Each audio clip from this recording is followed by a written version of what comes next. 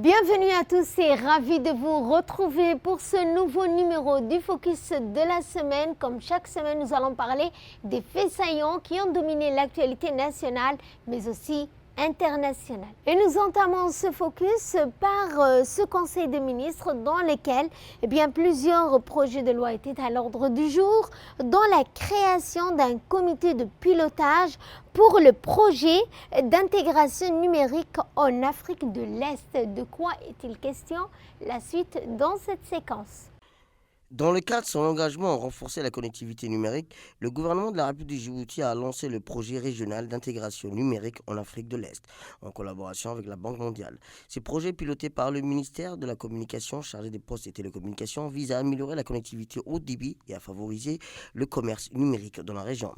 HEDURP a pour objectifs principaux d'accroître l'accès abordable à la connectivité régionale à large bande, de renforcer les politiques pour le commerce numérique et les flux de données transfrontalières, ainsi que de développer les compétences numériques au sein de la population locale. Pour garantir une mise en œuvre efficace de ces ambitions, le projet prévoit de la création d'un comité de pilotage. Ce comité sera chargé de superviser et coordonner l'ensemble des activités du projet, d'évaluer le lancement des travaux et de suivre les interventions des divers acteurs impliqués. La mise en place d'organes gouvernance est essentielle pour assurer une gestion efficiente du projet et favoriser une bonne coordination entre les différents intervenants, facilitant ainsi son exécution.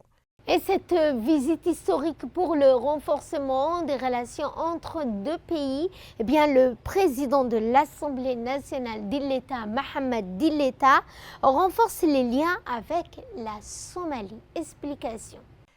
Le président de l'Assemblée nationale de Djibouti, M. Dilleta Mohamed Dilleta, a entamé une visite officielle de 4 jours en Somalie, sur invitation de son homologue, le président du Parlement fédéral de la Somalie, Cheikh Aden Mohamed Nour Medoube. À son arrivée à l'aéroport international, Aden Abdullah, à Mogadiscio, il a été accueilli chaleureusement par une foule enthousiaste accompagnée des chants et des danses folkloriques en présence de nombreux parlementaires et personnalités éminentes de la capitale somalienne.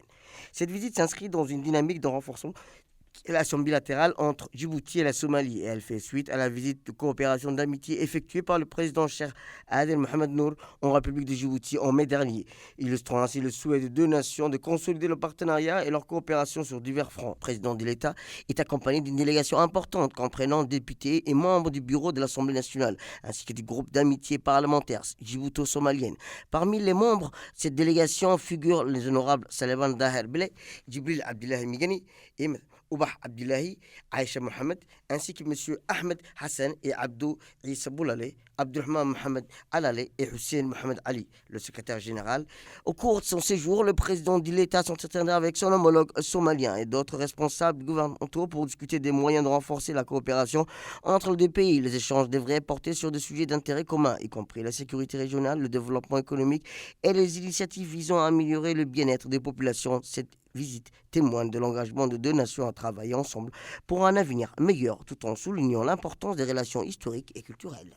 Une délégation djiboutienne s'est rendue à Washington, aux États-Unis, à la tête duquel se trouve le ministre des Finances, Ilyas Moussa Dawale, et ce pour le renforcement des liens avec la FMI, le Fonds monétaire international et la Banque mondiale. Explication. La délégation de la République du Djibouti, forte de 3 ministres et comprenant de hauts responsables du pays, a récemment participé à des rencontres significatives à Washington pour renforcer les relations avec le Fonds monétaire international et la Banque mondiale.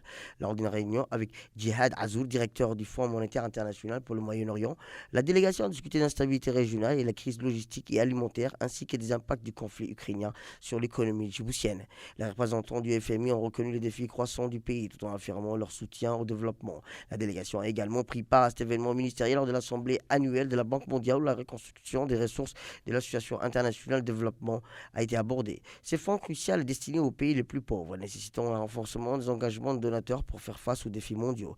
En parallèle, une rencontre a eu lieu avec Sergio Pimenta, vice-président de l'International Finance Corporation, pour discuter du développement du secteur privé à Djibouti. Cette rencontre a été aboutie par un accord de coopération visant à introduire le crédit bail essentiel pour dynamiser les investissements.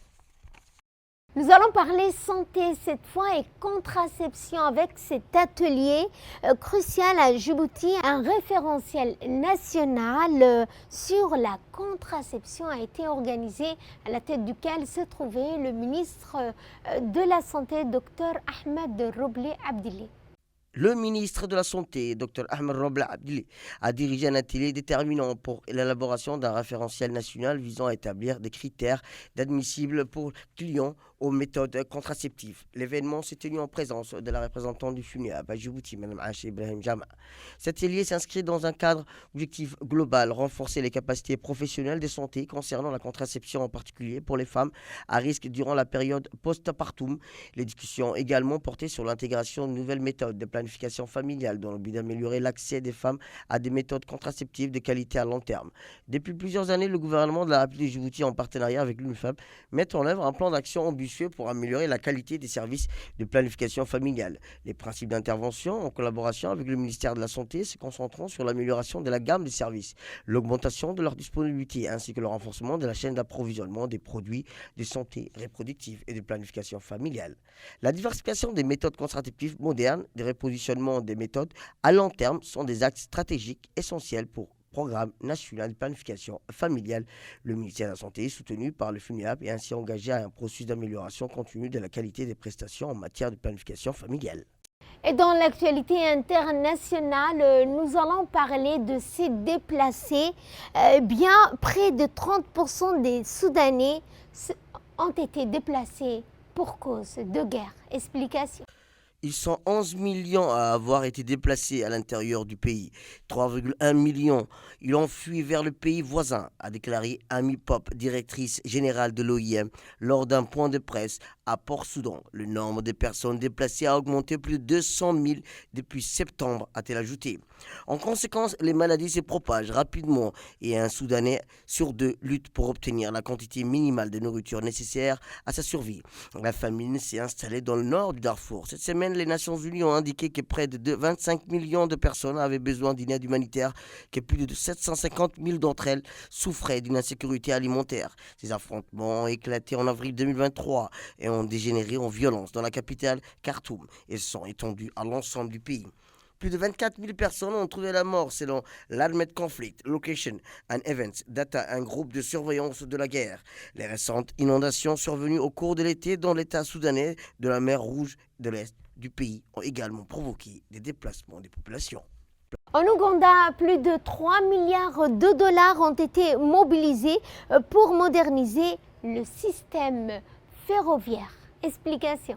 Avec une urbanisation galopante en Ouganda, les infrastructures restent souvent insuffisantes. De nombreuses routes ne sont pas pavées, sont mal entretenues et la capitale de Kampala souffre d'embouteillages chroniques. Face à ces défis, le gouvernement ougandais a pris des mesures proactives en signant un accord important avec la société turque. Cet accord porte sur la construction du chemin de fer à écartement standard entre Malaba et Kampala, avec un budget de 2,7 milliards d'euros prévu pour être achevé en 4 ans. Ces projets ambitionnent de révolutionner le système de transport du pays. Le développement du CGR est crucial pour l'Ouganda, un pays enclavé dans le port maritime le plus proche de Mombasa au Kenya et situé à environ 500 km.